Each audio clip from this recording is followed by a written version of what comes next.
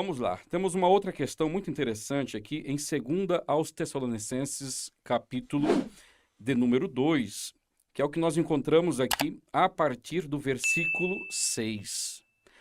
Antes que se manifeste o homem da iniquidade, o anticristo, e aí então haja início o dia do Senhor, que é o período da grande tribulação, Paulo vai deixar claro que há um detentor, há alguém restringindo a manifestação do homem da iniquidade, que é o anticristo. E o capítulo 2, versículo 6, vai dizer: E agora vós sabeis o que o detém, para que ao seu próprio tempo seja manifestado. Isto é, há alguém, há um poder que está detendo a manifestação do anticristo, que dará início ao dia do Senhor. E Paulo diz no verso 7, porque já o mistério da injustiça opera, e somente há um que agora resiste, até que do meio seja tirado, e então será revelado o iníquo. Então ficou claro aqui, Paulo fazendo a exposição de que há alguém, há uma força, um poder, impedindo a manifestação do homem da iniquidade, do anticristo, que por sua vez, quando se manifesta, haverá então o início do dia do Senhor, que é a grande tribulação. Aqui nesse texto, de forma exegética, como que você consegue demonstrar quem é este que detém a manifestação do anticristo? Até mesmo porque há várias perspectivas, há várias possibilidades aí que alguns exegetas apresentam para este que detém a manifestação do anticristo. O que você tem a dizer sobre esse texto? Ok, esse é um texto de fato que também, no meu ver, por todo o contexto, apresenta quem é o que o resiste, o que o detém.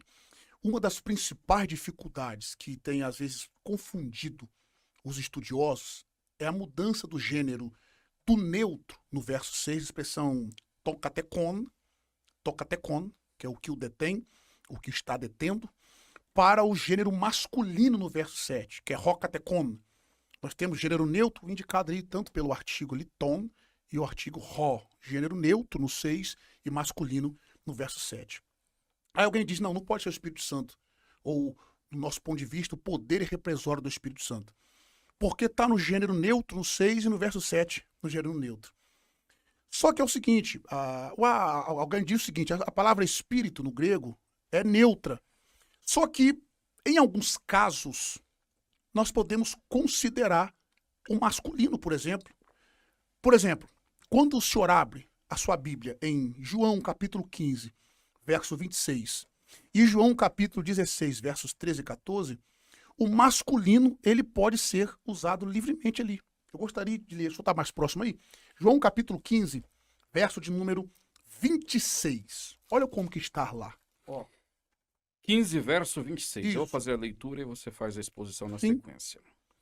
Mas é para que se cumpra a palavra que está escrito na sua lei. Aborreceram-me sem causa. João 15, 26, você está lendo? Isso, João 15, verso 26. Eu acho que é o 14, então. 14, 26. 14, Vamos 26, lá. né? Mas aquele Consolador, o Isso. Espírito Santo, que o Pai enviará em meu nome, esse vos ensinará todas as coisas e vos fará lembrar de tudo quanto vos tenho dito. Exatamente, é o 14, 26. Eu disse 15, mas é o 14. Ali está, mais aquele Consolador, o termo aquele ali é o artigo definido sendo usado como um demonstrativo. E o gênero ali é neutro. Agora, olha o capítulo, aliás, o gênero ali é masculino, perdão, aquele. Olha o capítulo 16, verso 13 e 14, pastor. Só vira a folha. Capítulo 16 de João, versos 13 e 14. 13 e 14, vamos lá.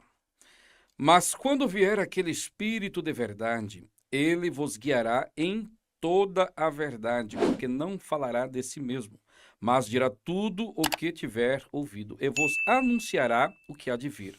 Ele me glorificará, porque há de receber do que é meu, e vô-lo há de anunciar. Então observe aí, o masculino está sendo usado livremente referente ao Espírito Santo. aquele, gênero masculino. Olha aí. Se o senhor abrir em Efésios capítulo 1, versos 13 e 14, nós também ali temos pronomes relativos usados no masculino. Eu gostaria que o senhor lesse, só está em Efésios 1, Efésios 13 e 14. capítulo 1, verso 13 e 14. 13 e 14. Em quem também vós estáis, depois que ouvistes a palavra da verdade, o evangelho da vossa salvação, e a palavra da verdade, tendo nele também crido, fostes selado com o Espírito Santo da promessa, o qual é o penhor da nossa herança, para a redenção da possessão de Deus, para louvor da sua glória. O qual é, ali nós temos um pronome relativo sendo usado no masculino. Então, essa questão de dizer, não, o gênero do Espírito Santo é neutro, a palavra Espírito é neutro. Lá naquele texto, ora é masculino, ora é neutro. Não resolve o problema de Tessalonicenses, capítulo 2, versos 6 e 7. Então, no nosso ponto de vista, embora, como o senhor mesmo bem frisou aí, existem vários pontos de vista. Existem pessoas que creem que ali está se referindo ao Império Romano. Isso. Outros que ali se referem ao próprio Satanás. Então, Satanás existindo o anticristo? O próprio anticristo. Não tem lógica, é anacrônico, né? É desconexo, é quase que um absurdo crer assim. Para mim, isso aí se resume a uma coisa, é querer fugir da realidade que o contexto apresenta. Exato. Por dogmatismo, eu chamo isso. Por dogmatismo. Por quê? O texto não dá essa ideia. Satanás existindo o próprio Satanás, o próprio anticristo. O Império Romano tem poder, o único que tem poder para resistir é o quê? O Espírito Santo. Aí agora aqui, pastor, tem um ponto entre os dispensacionalistas. Muitos, por causa desse versículo, criaram o pensamento de que o Espírito Santo será tirado da terra. Pô, muito bom durante a falar sobre grande isso. tribulação.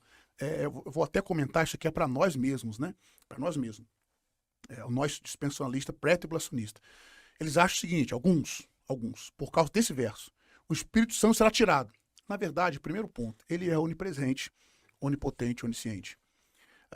Eu penso que nesse versículo, o que se refere aqui é o poder poder restringidor do Espírito Santo que habita em quem? Na igreja. Na igreja. O poder do Espírito habita na igreja.